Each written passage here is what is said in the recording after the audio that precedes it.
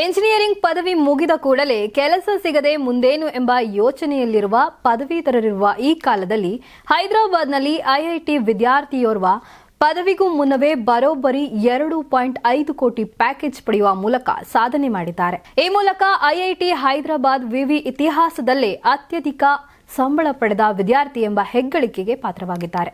21 ವರ್ಷದ Edward Nathan Varghese 4 ವರ್ಷಗಳ ಹಿಂದೆ ಐಐಟಿ ಹೈದರಾಬಾದ್ನ ಕಂಪ್ಯೂಟರ್ ಸೈನ್ಸ್ ಕೋರ್ಸ್ ಸೇರಿಕೊಂಡಿದ್ದಾರೆ. ಎಲ್ಲಾ ವಿದ್ಯಾರ್ಥಿಗಳಂತೆಯೇ ಸಾಮಾನ್ಯವಾಗಿ ಕೋಡಿಂಗ್ ತರಗತಿಗಳು ಮತ್ತು ಸ್ಪರ್ಧೆಗಳಲ್ಲಿ ಗಮನ ಹರಿಸಿ ತಾನು ಕೆಲಸ ಪಡೆದುಕೊಳ್ಳಬೇಕೆಂಬ ಹಂಬಲದಿಂದ ಓದಿದ್ದಾನೆ. ಈತ ತನ್ನ ಅಂತಿಮ ವರ್ಷದಲ್ಲಿರುವಾಗ ನೆದರ್ಲ್ಯಾಂಡ್ ಮೂಲಕ ಗ್ಲೋಬಲ್ ಟ್ರೇಡಿಂಗ್ ಸಂಸ್ಥೆಯಾದ ಆಪ್ಟಿವರ್ ಕಂಪನಿಯಲ್ಲಿ 2 ತಿಂಗಳ ಬೇಸಿಗೆ ಕಾಲದ ಇಂಟರ್ನ್ಶಿಪ್ ಮಾಡಿದ್ದಾನೆ.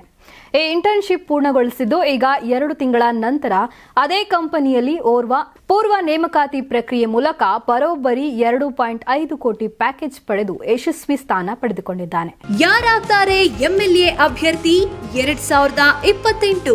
ಶೀಘ್ರದಲ್ಲೇ ಪ್ರತಿದಿನ ಒಂದೊಂದು ಕ್ಷೇತ್ರದ ಟಿಕೆಟ್ ಆಕಾಂಕ್ಷಿಗಳ ಸಂಪೂರ್ಣ ಮಾಹಿತಿ ಪೊಲಿಟಿಕಲ್ ಜರ್ನಲಿಸ್ಟ್ ಕೆಎಂ ಶಿವಕುಮಾರ್ ಅವರಿಂದ.